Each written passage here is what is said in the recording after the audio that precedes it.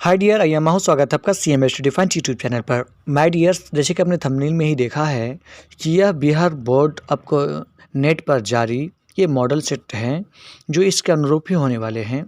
वैसे यह वीडियो मैं बहुत दिन बाद मैं 10th क्लास के लिए लाया हूँ। इससे पूर्व मैं BPSC आपको बिहार दरोगा के लिए वीडियो अपलोड कर रहे थे। तो चलते हैं, यह वीडियो आपके लिए बहुत हेल्पफुल होने वाला है और साथ ही साथ इस वीडियो को आप देखें। और ऐसी बात नहीं कि आप नहीं जानते होंगे, आपके सिलेबस से रिलेटेड ही है, उसी क्वेश्चन से ये बस BBA क्वेश्चन से। जैसे देख रहे हैं कि इसमें 80 क्वेश्चन होंगे, जिसमें से 40 क्वेश्चन टिक लगाने वाले होंगे, 32 क्वेश्चन आपको क्या कहते हैं सब्जेक्टिव में है, जिसमें आपको लघु और सारे नियमावली जो नियम के सर थे आप देख ही रहे हैं।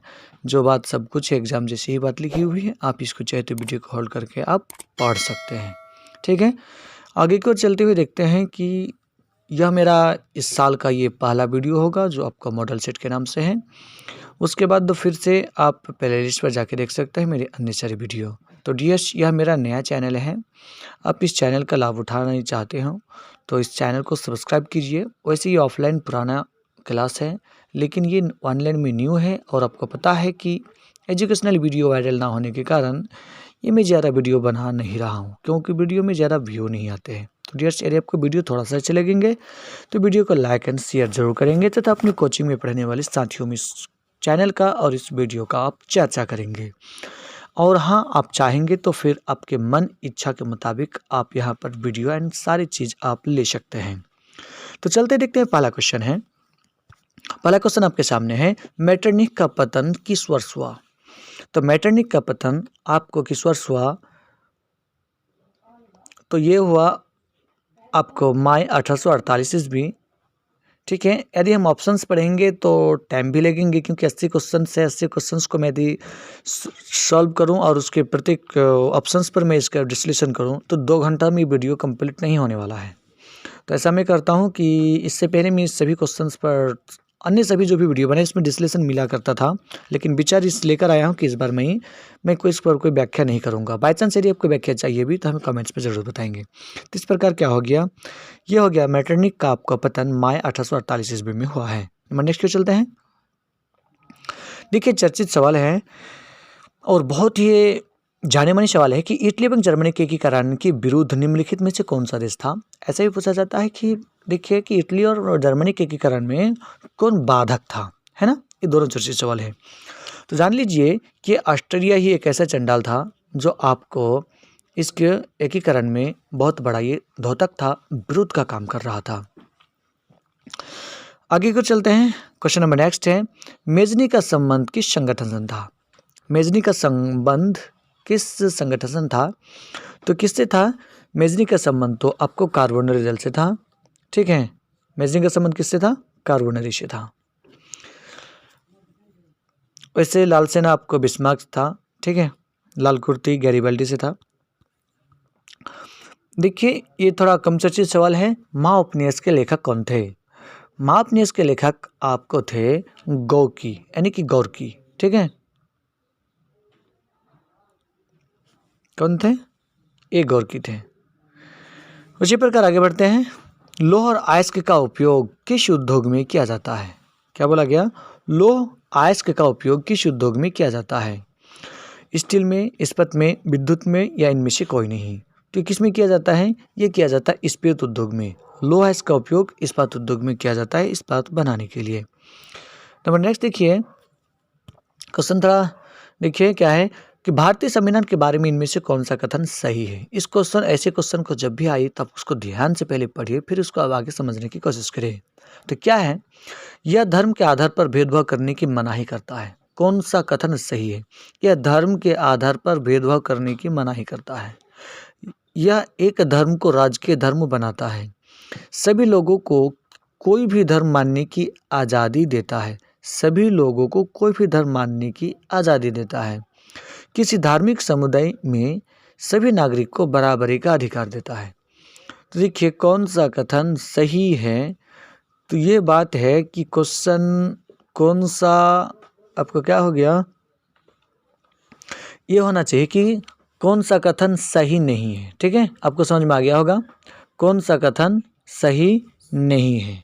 क्योंकि आपको देख ही रही है कि एक आपको देखिए,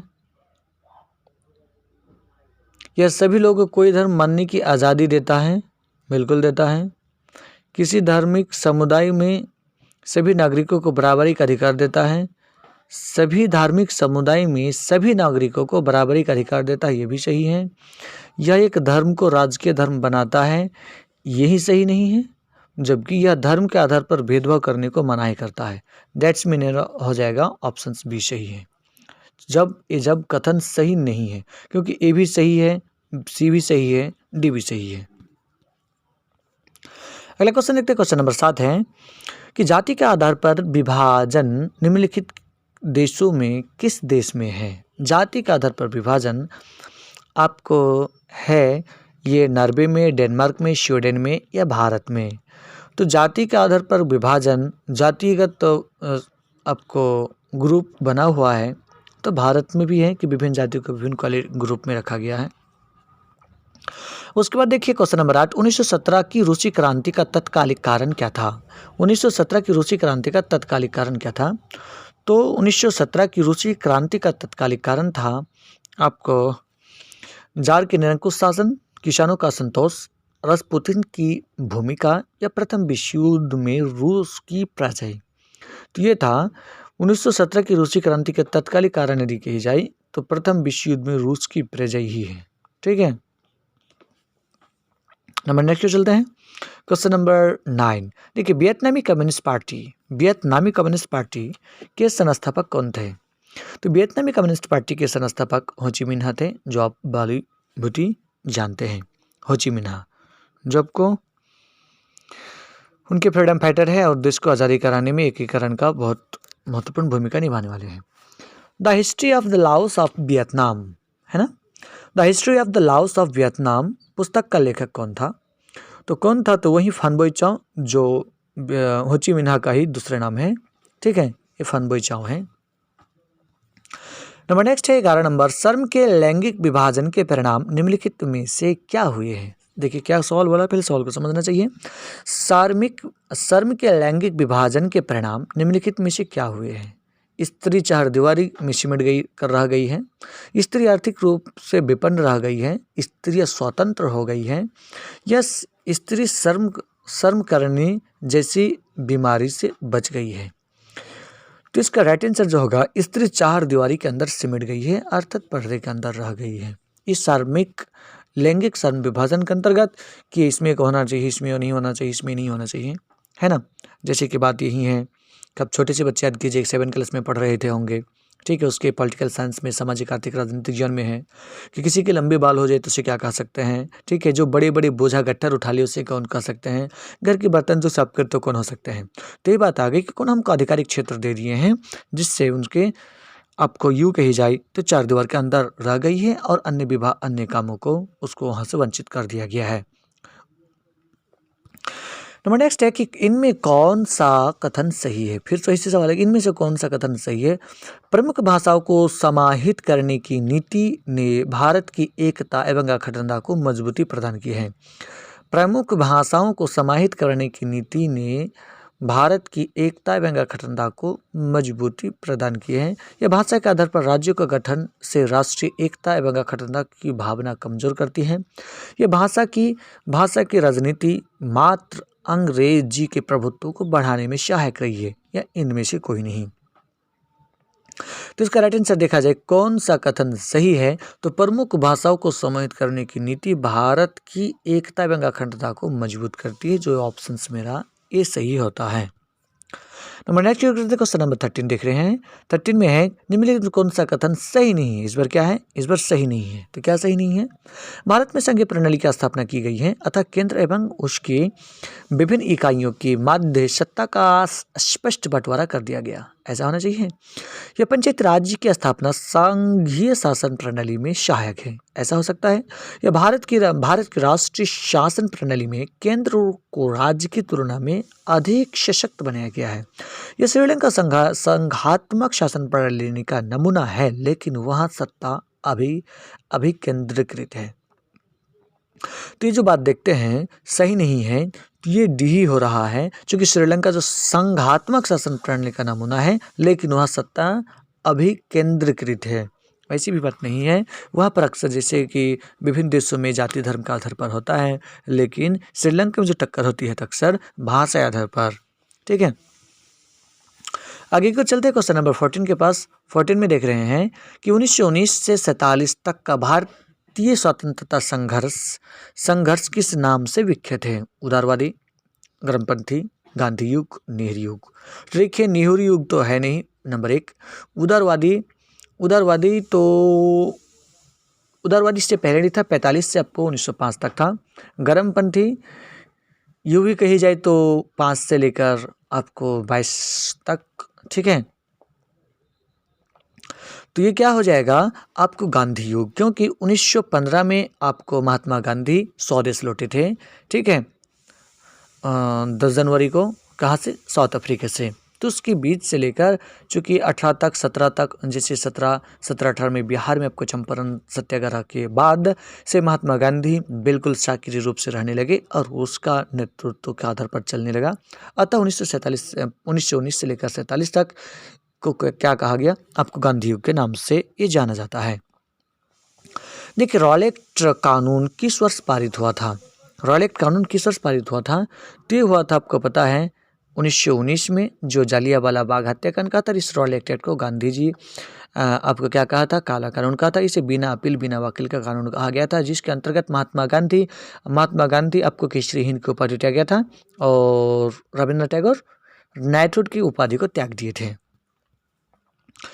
नंबर नेक्स्ट के चलते हैं, जालियांवाला बाग हत्याकांड के विरुद्ध में किसने केसरी, जैसे मैंने तुरंत बोला वो सामने आपको आ गई है, केसरी हिंद की उपाधि किसने त्याग दी थी? तो गांधी जी द्वारा केसरी हिंद की उपाधि त्याग दी गई थी। सेफ्टी लैम्प का आविष्कारक बोला जाए तो बिल्कुल आप जानते ही होंगे कि सेफ्टी लैम्प का आविष्कारक आपको सर हम्फ्री डेवी थे। कौन थे? सर हम्फ्री डेवी थे।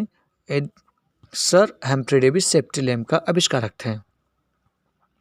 आगे और देखते हैं क्वेश्चन नंबर 18 के पास। यह संघीय सरकार की एक अनोखी विशेषता है। कौन? निम्नलिखित में से यह संघीय सरकार की एक अनोखी विशेषता है, वो कौन है? देखिए तो यह निर्वाचित पदाधिकारी ही सत्ता के शीर्ष पर होते हैं। यह केंद्र सरकार अपने सभी अधिकार राज्यों को वितरित कर देती है।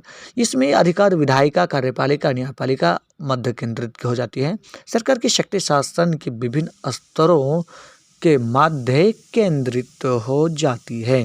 तो क्या हो जाएगा कि यह संघीय सरकार की एक अनोखी विशेषता है कि निर्वाचित पदाधिकारी ही सत्ता के शीर्ष पर होते हैं। निर्वाचित मान लिया जाए राज्य स्तर पर आपको मुख्यमंत्री, लेकिन उसके आपको कानूनन बड़ा राज्यपाल हो जाता है, लेकिन प्रशासनिक दृष्टि से मुख्यमंत्री बड़ा हो जाता है। देश में क्या हो जाता है? राष्ट्र लेवल पर आपको प्रधानमंत्री प्रशासनिक दृष्टि से बड़ा होता है, जबकि कानूनी का आपको संवैधानिक दृष्टि से सबसे बड़ा पद आपको राष्ट्रपति होता है। तो जिसको जिस प्रकार की पदाधिकारी निर्वाचित किया गया, जिस तिथि समय तक के लिए, कार्यकाल के लिए, तो तब तक के लिए उन्हीं की होती है। आगे चलते क्वेश्चन नंबर 19 के पास आते हैं। देखिए 19 में देख रहे हैं कि निम्नलिखित में से कौन भारतीय किसान यूनियन के नेता थे? ठीक है, कौन नेता थे? मोरारजी देसाई, जयप्रकाश नारायण, महेंद्र सिंह टिकैत या चौधरी चरण सिंह? तो क्या हो जाएगा? ये महेंद्र सिंह टिकैत थे। हालांकि चौधरी चरण सिंह को की जन्मतिथि को आपको राष्ट्रीय किसान दिवस के रूप में मनाया जाता है, क्योंकि किसानों के वो भी बड़े ही थे, आपको कल्याणकारी थे और उनके भावनाओं से प्रेरित थे। महेंद्र सिंह टिकैत पर्सनल आपको किसान नेता थे। ठीक है, बाकी आपको मोरारजी देसाई और चौधरी चरण सिंह प्रधानमंत्री गुजरे हैं। जयप्रकाश नारायण आपको संपूर्ण क्रांति का नेतृत्व करने वाला बिहार से था। नंबर नेक्स्ट चलते चिपको आंदोलन। चिपको आंदोलन से भला कौन नहीं जानते? आपको देखिए चिपको आंदोलन के निम्नलिखित में किससे संबंधित है? आर्थिक शोषण से मुक्ति, कांग्रेस पार्टी में विरोध, शराबखोरी के विरुद्ध में आवाज या पेड़ काटने के विरुद्ध। देखिए ये उत्तराखंड से चालू होने वाला, राजस्थान से, उत्तराखंड से, जो पेड़ को काटने के लिए वहाँ की औरतों ने पेड़ पर चिपक कर इसमें पेड़ को कटने से बचाते थे और पहले बोला पहले हमें काटो तब मेरे पेड़ को काटो। तो इस बात को इसको सुंदरलाल बहुगुणा, जो उसको ये 2021 में उसकी मृत्यु भी हो गई है, ये अभी तक जीवित थे, एक पर्यावरणिक वैज्ञानिक थे, को उनके योगदान से, उनके सहयोग से चिपको आंदोलन चर्चित हुआ और चला। तो इसके क्या है? पेड़ काटने के विरोध से था।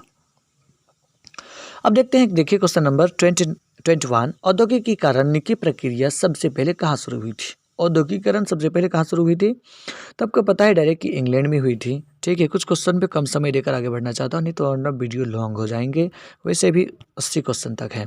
बॉम्बे में सर्वप्रथम सूती कपड़ों की मिलों की स्थापना कब हुई थी? तो देखिए यहाँ पर 51, 85, 1907 और 14 है। तो यहाँ पर क्या हो गया, ये ऑप्शंस के लिहाज से 51 है, बट 1854 में हुआ था। कब हुआ था? ये 1854 में हुआ था। ठीक है, याद रखिएगा क्या होगा, 1854 होगा। और ऑप्शंस के लिहाज से ये सही हो रहा है, बट एग्जैक्ट डेट है 1819 भी। नंबर नेक्स्ट, आधुनिक व्यक्ति के लिए शहर किस प्रकार का क्षेत्र है? आधुनिक व्यक्ति के लिए शहर किस प्रकार का क्षेत्र है? तो क्या हो जाएगा, आधुनिक व्यक्ति के लिए शहर आपको सीमित क्षेत्र, प्रभाव क्षेत्र या विस्तृत क्षेत्र, इनमें से सभी।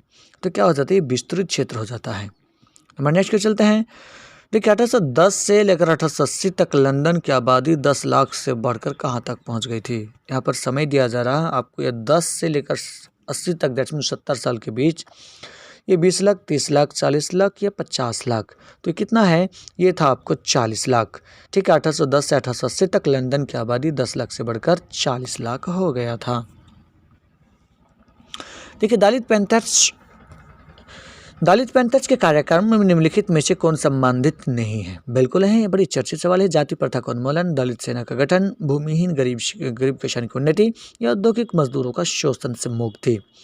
ये कौन है? ये है आपको जाति प्रथा का उन्मूलन। दलित पैंथर्स कार्यक्रम ये जाति प्रथा के उन्मूलन से संबंधित नहीं थे। नंबर नेक्स्ट देखते हैं 26 में क्या है? 26 में है, इनमें से कौन सी बात लोकतांत्रिक व्यवस्था के अनुरूप नहीं? इनमें से कौन सी बात लोकतांत्रिक व्यवस्था के अनुरूप नहीं है? क्या है? ध्यान दीजिए, अनुरूप नहीं है, बस सवाल में छोटी छोटी बातें ही होती है, बस इसी को समझना है। लोकतंत्र तो है, व्यवस्था तो है, लेकिन अनुरूप नहीं है। तो कैसा? कानून के समक्ष समानता, स्वतंत्र एवं निष्पक्ष चुनाव, उत्तरदायी शासन व्यवस्था, बहुसंख्यक को शासन। देखिए कानूनों के समक्ष समानता हो सबको होता है, स्वतंत्र निष्पक्ष चुनाव सबके पास होता है, उत्तरदायी शासन व्यवस्था होता है। लेकिन देखिए बहुसंख्यकों का शासन, अर्थात कि जो लोग ज़्यादा है वही लोग शासन करे, सत्ता में बैठेगा, ये लोकतांत्रिक व्यवस्था के अंतर्गत नहीं आता है। क्वेश्चन नंबर 27 देख रहे हैं, 15वीं लोकसभा चुनाव कब हुआ था? 15वीं लोकसभा चुनाव कब हुआ था? तो देखिए 15वीं लोकसभा चुनाव आपको हुआ था, देखिए सबसे पहले जान लीजिए कभी जो चुनाव हुआ है 19 में, ये 17 था, तो 14 में था 16, तो 15 हुआ 2009। ठीक है, द्वितीय विश्व युद्ध के बाद यूरोप में कौन सी संस्था का उदय आर्थिक दुष्प्रभाव को समाप्त करने के लिए हुआ था? द्वितीय विश्व युद्ध के बाद, द्वितीय विश्व युद्ध कब? 1939 से लेकर 1945 तक। ठीक है, द्वितीय विश्व युद्ध के बाद यूरोप में कौन सी संस्था का उदय आर्थिक दुष्प्रभाव को समाप्त करने के लिए, किसके लिए? आर्थिक दुष्प्रभाव को समाप्त करने के लिए हुआ। वो कौन है? आपको देख लीजिए, ये है नाटो, ओपेक, सार्क, यूरोपीय संघ। ये कौन हुआ था? ये हुआ था आपको यूरोपीय संघ की स्थापना की गई थी यूरोप में खाद्य संकटों से दुष्प्रभाव को समाप्त करने के लिए।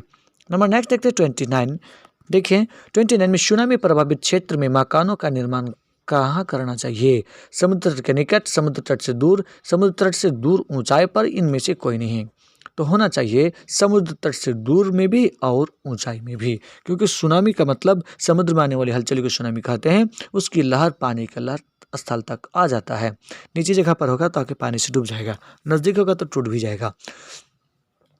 जनसंख्या वृद्धि में आर्थिक विकास की गति, जनसंख्या वृद्धि से आर्थिक विकास की गति क्या होना चाहिए? तो आप सीधा सीधी बोल दीजिए कि यदि जनसंख्या बढ़ेगा तो गति मंद हो जाएगी। ठीक है, गति मंद हो जाएगी। नंबर नेक्स्ट की ओर चलते हैं। मुद्रा का प्राथमिक कार्य कौन सा है? मुद्रा का प्राथमिक कार्य क्या है? तो देखिए मुद्रा की प्राथमिक कार्य है, बिल्कुल सही सवाल है, बड़ी मजेदार सवाल है। विनिमय का माध्यम, मूल्य का संचय, विलंबित भुगतान का मान या मूल्य का हस्तांतरण। तो क्या हो जाए, सभी इनमें से कोई नहीं, इनमें से सभी नहीं है, तो विनिमय का माध्यम होता है जो बड़ी सर्वोत्तम है, चूंकि मूल्य संचय भी होता है, विलंबित भुगतान सब, लेकिन इसमें से चूंकि जब है नहीं तो इसमें से बेस्ट होना चाहिए, तो बेस्ट विनिमय का माध्यम हो जाता है। इसके अंतर्गत लेन देन में हस्तांतरण, मूल्य हस्तांतरण में बड़ी आसान और सुविधा महसूस होता है। अगर देखिए तो लोकतंत्र के सामने सबसे बड़ी चुनौती क्या है? लोकतंत्र के सामने सबसे बड़ी चुनौती क्या है? उच्च शिक्षा की व्यवस्था, खाद्यान्न की व्यवस्था, लोकतंत्र को सशक्त बनाना या जनसंख्या को नियंत्रण करना। तो लोकतंत्र की सबसे बड़ी से लोकतंत्र को सशक्त बनाना। लोकतंत्र के सामने सबसे बड़ी चुनौती लोकतंत्र को सशक्त बनाना। Option C is the right answer of this question. Number next, यदि वीडियो को थोड़ा सा अच्छा लगे तो प्लीज चैनल को सब्सक्राइब कीजिए और अपनी कोचिंग को अपने घर टोला मोहल्ला के साथियों और रिश्तेदारों में इस चैनल को आप शेयर कीजिए। ठीक है, अभी चैनल में लाइव स्ट्रीम उपलब्ध नहीं है और चैनल को सब्सक्राइब कीजिए और देखिए लाइव स्ट्रीम में आकर आपके मन चाहे सवालों, प्रश्नों और विचारों को मैं आपके सामने प्रस्तुत कर सकता हूं। लेकिन जब ये तब तक व्यवस्था उपलब्ध नहीं हो सकता जब तक कि मेरे इस चैनल में लाइव स्ट्रीम उपलब्ध हो जाए। ताड़ी विरोधी आंदोलन का संबंध किस राज्य में है? ताड़ी विरोधी आंदोलन का संबंध किस राज्य में है? किस राज्य में है? तो ये है आपको बिहार में, उत्तर प्रदेश में, आंध्र प्रदेश में, मध्य प्रदेश में। तो ताड़ी विरोधी आंदोलन आपको आंध्र प्रदेश से हुआ था। ताड़ी विरोधी आंदोलन कहाँ से हुआ था? आंध्र प्रदेश से हुआ था। पहला विश्व बाजार के रूप में कौन सा शहर उभर कर आया था? तो कहाँ से आया था? पहला विश्व बाजार मैनचेस्टर, अलेक्जेंड्रिया, बार्डिन, दिलमून। तो कहाँ से आया था? ये सबसे पहला आया था आपको अलेक्जेंड्रिया। कहाँ पर आया था? अलेक्जेंड्रिया पर पहला विश्व बाजार के रूप में कौन सा शहर उभर कर आया? अलेक्जेंड्रिया आया था।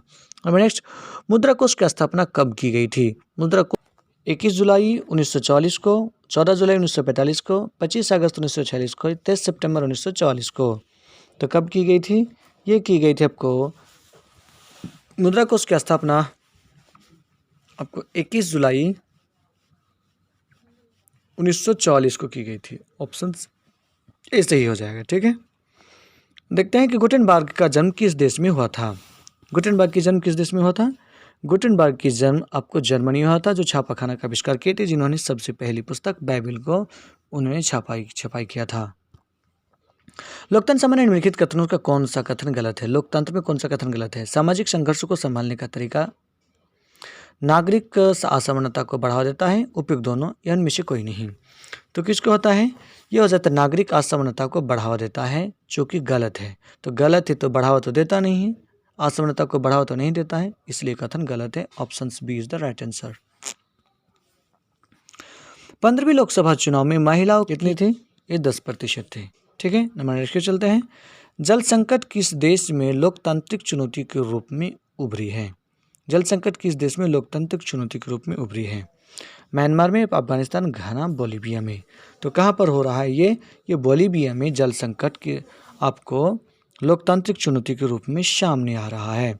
देखते हैं विश्व में सर्वप्रथम मुद्रण की शुरुआत कहाँ हुई थी?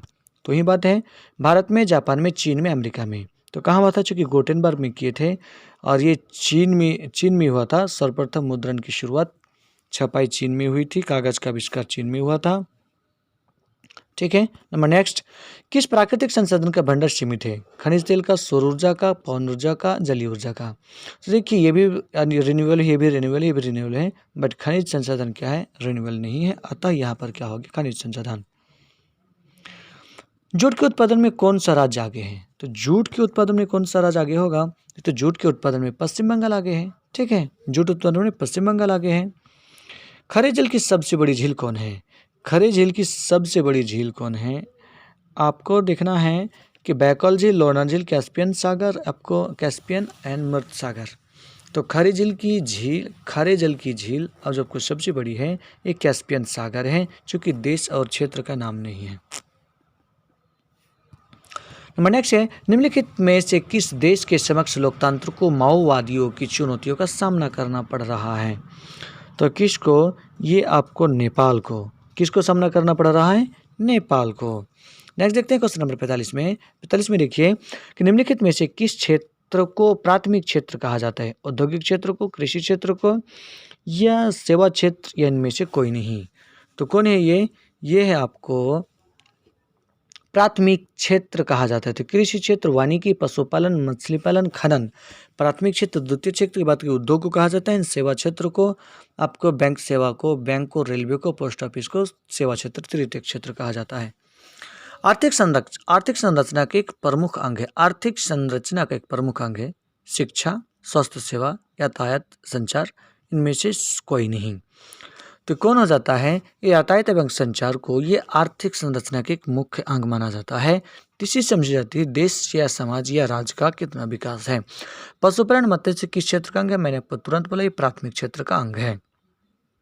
किसका अंग है ये प्राथमिक क्षेत्र का अंग है। जबकि नेक्स्ट चलते हैं क्वेश्चन नंबर 848 के पास। प्लाईवुड का निर्माण किस देश में शुरू किया गया था? प्लाईवुड का निर्माण रूस में, फ्रांस में, जर्मनी में, ब्रिटेन में। तो कहाँ पर किया गया था? ये किया गया था आपको जर्मनी में। जस्ट यदि आपको थोड़ा सी वीडियो सही लगे, ये अब जैसे भी हो आप प्लीज़ हमें सपोर्ट करेंगे और चैनल को सब्सक्राइब करेंगे और वीडियो को लाइक भी कीजिएगा। अपने कोचिंग में इस बात का जरूर आप चर्चा कीजिएगा। वैसे मैं ऑफलाइन क्लास टीचर हूँ, ऑनलाइन में नया होने के कारण मैं आपके सामने कुछ पावर और मैं अपने मेहनत को दिखा नहीं पा रहा हूँ कि वीडियो कैसे बना ली। वीडियो तो शेयर होता है, आपको वायरल होता ही नहीं है, और जब तक वायरल होता ही नहीं तो बोलिए आखिर इतना मेहनत आसान बात नहीं तो करने में क्या लगता है। तो ये हो गया कि किस खनिज में भारत का सुसंपन्न है, तो कौन है आपको, ये है आपको लोहा में आपको भारत संपन्न है, अर्थात इसमें कमी की हमें कमी महसूस नहीं होती है। पाइकारा जल विद्युत उत्पादन किस केंद्र या राज्य में स्थित है? किस राज्य में स्थित है? तमिलनाडु, मध्य प्रदेश, आंध्र प्रदेश, कर्नाटक या केरल में? तो ये कहाँ पर है? ये है आपको तमिलनाडु में पाइकारा जल विद्युत संयंत्र स्थापित है।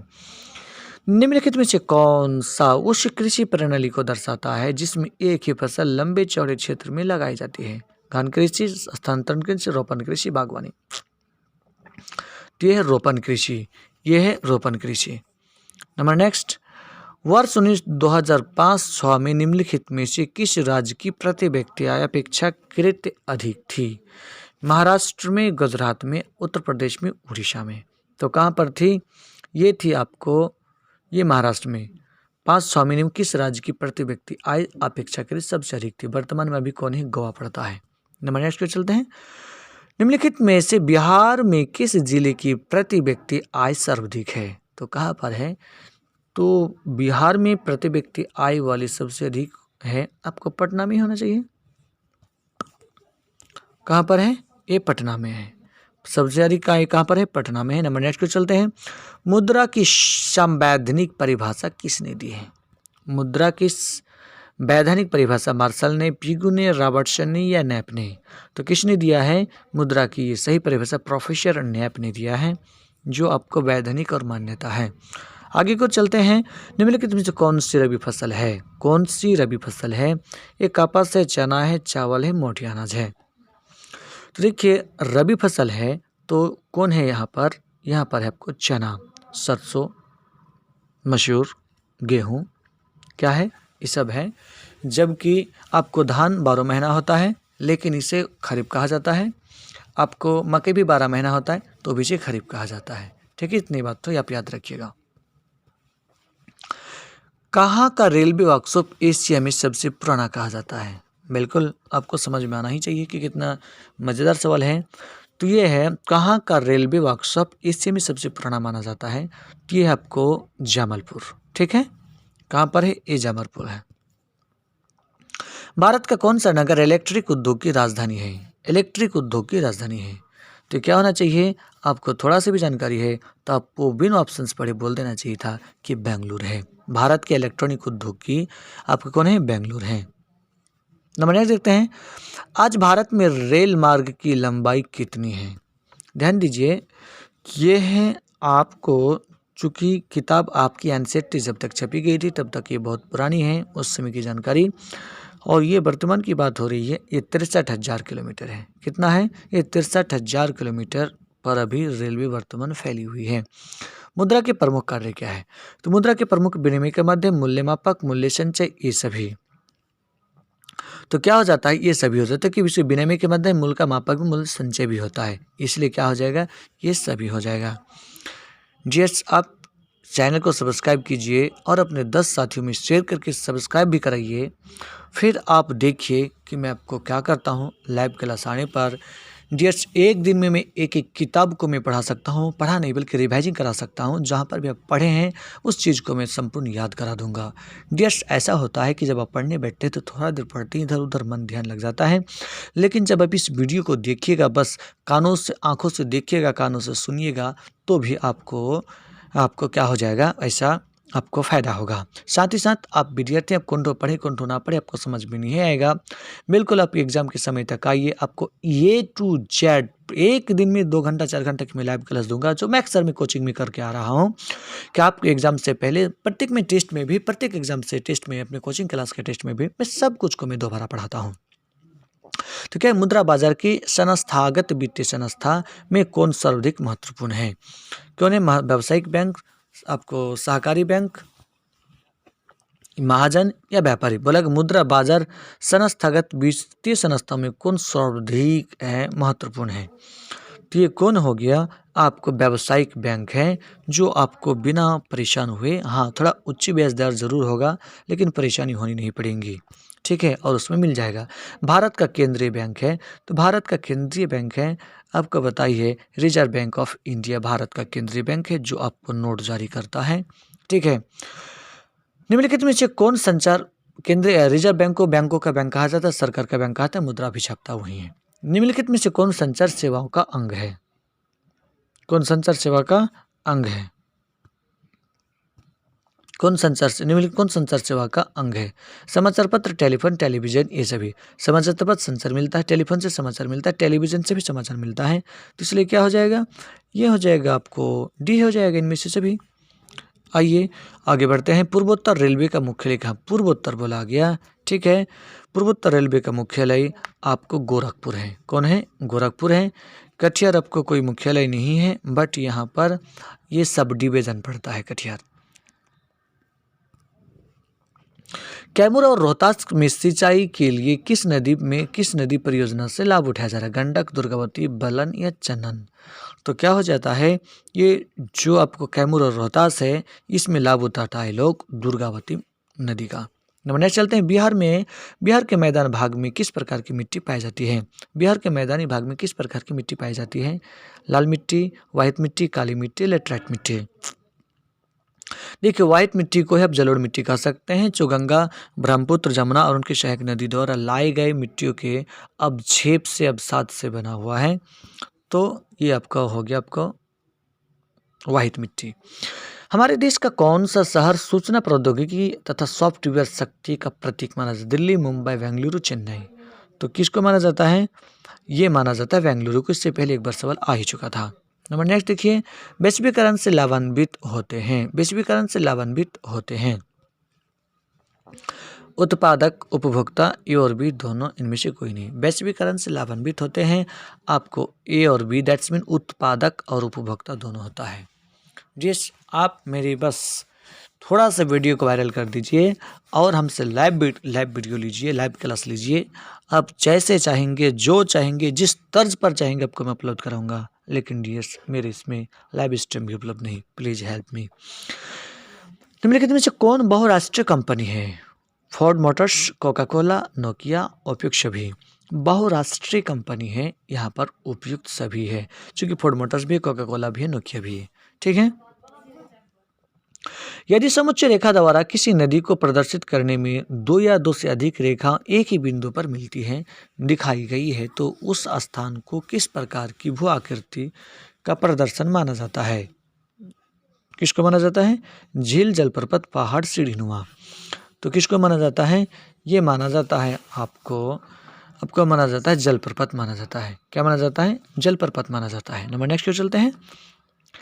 जब समुच्चय रेखा संकेंद्रीय वृत्ताकार होती है, वृत्ताकार हो, जिनके बीच के समुच्चय रेखाएं अधिक ऊंचाई प्रदर्शित करती हो, तब इससे किस प्रकार का भू आकृति का अनुमान लगाया जा सकता है? पहाड़, पठार, मैदान, झील? तो किसको लगाया जाता है? ये लगाया जाता है पहाड़, पठार, मैदान, झील की ओर। संसाधनों के विवेकपूर्ण उपयोग का प्रस्ताव किस वर्ष आया? संसाधनों के विवेकपूर्ण उपयोग का प्रस्ताव किस वर्ष आया था? 1987, 81, 91, 1978 या 75? तो आया था, कब आया था? ये आया था आपको 1968 को आया था, संसाधनों को विवेकपूर्ण उपयोग को। और विवेकपूर्ण उपयोग को विद्वानों को क्या कहा गया? डाकों को संसाधन कहा गया था, ठीक है। नंबर नेक्स्ट को चलते हैं। पुरानी जलोढ़ मिट्टी को क्या कहा जाता है? पुरानी जलोढ़ मिट्टी को क्या कहा जाता है? देखिए, जलोढ़ मिट्टी दो प्रकार का होता है, एक होता है खादर और एक होता है बागर। तो पुरानी जलोढ़ मिट्टी को बागर कहते हैं और नई को खादर कहते हैं, इसलिए ऑप्शन राइट है। काली मिट्टी का दूसरा नाम रेगुर है। काली मिट्टी को कापासी मिट्टी भी कहा जाता है। नंबर नेक्स्ट पे चलते हैं। उपभोक्ता आंदोलन के प्रवर्तक माने जाते हैं राष्ट्रपति रूजवेल्ट, मोहम्मद यूनुस, रॉल्फ नादर या डॉक्टर कलाम। तो किसको माना जाता है? ये रॉल्फ नादर को माना जाता है उपभोक्ता आंदोलन के प्रवर्तक। ठीक है, नेक्स्ट चलते हैं। उपभोक्ता शोषण के मुख्य कारण कौन है? उपभोक्ता शोषण के मुख्य कारण सूचना का अभाव, वस्तु की सीमित आपूर्ति, उपभोक्ता की अज्ञानता, इनमें से सभी। तो क्या हो जाएगा? आपको हो जाएगा उपभोक्ता शोषण के मुख्य कारण सूचना का अभाव। किसका कितना रुपया में, मान लीजिए पेट्रोल महंगा हो गया, सस्ता हो गया, तो ये यदि आपको पता रहेगा तो बोलिएगा सस्ता हो गया। वस्तु की सीमित आपूर्ति, ठीक है, और उपभोक्ता के कारण भी उपभोक्ता शोषण हो जाता है। वह उपभोक्ता की अज्ञानता, उपभोक्ताओं की भी अज्ञानता की किस में क्या होता है, अर्थात ये सही हो जाएगा सभी। इनमें से कौन प्राकृतिक आपदा नहीं है? प्राकृतिक आपदा नहीं है तो कौन नहीं है? सुनामी तो है, बाढ़ तो है, भूकंप तो है, आतंकवाद ये मानवकृत है, ये प्राकृतिक नहीं है। क्षेत्र के बारे में देखते हैं कि पृथ्वी का कितना प्रतिशत भाग जल से आच्छादित है? 70%, 71%, 69%, 65%। तो कितना प्रतिशत है? ये है आपको, ये 71% आपको है, आपको जल से घिरा हुआ है, जबकि 29% भाग पर स्थल है। ठीक है, नंबर नेक्स्ट पे चलते हैं 77 के पास। 77 में देखिए, वन रिपोर्ट, वन स्थिति रिपोर्ट के अनुसार भारत में वन का विस्तार है। देखिए ये पुरानी सवाल है, पुराने समय के साथ है। ठीक है, इसमें भारी बदलाव आ गया है, लेकिन एग्जाम में आप क्या लगाएंगे? एग्जाम में आपको क्या लगाने के लिए बोलो जाए, तो मैं बोलता हूँ, देखिए यहाँ पर जो भी है 60 लगा दीजिएगा, चूँकि 55 किताब में ऐसे ही था। ठीक है, लेकिन वर्तमान में 24 पॉइंट आपको 76% वन हो चुका है। कितना हो चुका है? 24.76% वन हो चुका है। ठीक है, और लगभग 21% कहा जाता है। तो इनमें से कोई नहीं तो मैं सही कह सकता हूँ, यह बिल्कुल है ही सही, लेकिन किताब एनसीईआरटी के आधार पर क्या कहा जाएगा, तो एनसीईआरटी में आपको इतना ही है। ठीक है, लेकिन वर्तमान में 24.76 हो चुका है। नंबर नेक्स्ट चलते हैं। सुखाड़ किसकी आपदा है? किस प्रकार की आपदा है? तो ध्यान दीजिए, ये तो सुखाड़ प्राकृतिक आपदा है ना। सुखाड़ कैसी आपदा है? अच्छा, सुखाड़ किस प्रकार की आपदा? प्राकृतिक आपदा, मानवीय आपदा, सामान्य आपदा या इनमें से कोई नहीं? तो देखिए ये प्राकृतिक आपदा है और ये प्राकृतिक आपदा है। ठीक है, चूँकि लंबे समय तक बारिश ना हो तो क्या हो जाता है? सुखाड़ हो जाता है। ठीक है, अतः यह एक प्राकृतिक आपदा है। नंबर नेक्स्ट देख रहे हैं, महासागर के तली में होने वाली कंपन को क्या कहते हैं? तो महासागर के तली में होने वाली कंपन को ही तो सुनामी कहते हैं ना। नंबर नेक्स्ट पे चलते हैं। उसके बाद क्या हो जाता है, ये लास्ट क्वेश्चन है, ये देखिए कि वैकल्पिक संचार साधन इनमें से कौन नहीं? वैकल्पिक संचार साधन इनमें से कौन नहीं है? तो ये आपको रेडियो संचार या हिम रेडियो, उपग्रह संचार या अंतरिक्ष। वैकल्पिक संचार साधन इनमें से कौन नहीं है? तो कौन नहीं है? ये हो जाएगा आपको होम रेडियो। होम रेडियो चूँकि तो घर में अंतरिक्ष साधन होगा, चूँकि होम रेडियो तो होगा, रेडियो संचार, होम रेडियो उपचार संस्कार भी होगा। ये अंतरिक्ष से हमें कोई वैकल्पिक संचार साधन नहीं मिलती है। तो जस्ट कैसा रहेगा वीडियो आप हमें ज़रूर कमेंट्स कीजिएगा। और हाँ, इतनी बात ज़रूर याद रखिएगा कि आपको क्या चाहिए, कैसा चाहिए, अभी हम आपको जरूर मैं उपलब्ध कराऊँगा। साथ ही साथ ये चैनल नया है, 8 साल पुराना, आपको ऑफलाइन मैं टीचर हूँ और बच्चों को मेरे ऑफलाइन में अच्छे नंबर भी मिलते हैं। ठीक है, और उम्मीद है कि इस बार भी आपको 470-80 प्लस मेरे यहाँ से बच्चा आने वाले हैं। ठीक है, तो डियर्स इस चैनल को सब्सक्राइब कीजिए, अपनी कोचिंग के बच्चों में, साथियों में इसको शेयर भी कीजिए। और जब तक कोई चैनल सब्सक्राइब नहीं करता तब तक किसी का वृद्धि डेवलप हुआ नहीं है। तो dears please help and support me. ठीक है, फिर मिलते हैं दूसरा टॉपिक एंड दूसरा सेट लेकर। तब तक के लिए धन्यवाद। जय हिंद।